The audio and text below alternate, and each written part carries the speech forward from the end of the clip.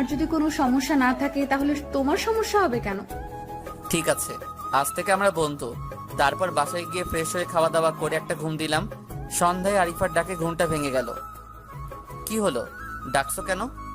তুমি না মোবাইল কিনতে যাবে, আর আমারও কিছু কেনাকাটা করতে হবে, তাই ভাবছিলাম দুজন মিলে একসাথে যাব, যদি তোমার কোনো আপত্তি না থাকে। ঠিক আছে, তুমি রেডি হয়ে নাও, আমি ফ্রেশ হয়ে আসছি। তারপর ফ্রেশ হয়ে আরিফাকে ডাক দিলাম। এমন সময় মা বলল, কি হয়েছে রে, এমন ভাবে চিৎকার করছিস কেন? আরিফা আপু মার্কেটে যাবে, তাই তার জন্য অপেক্ষা করছি।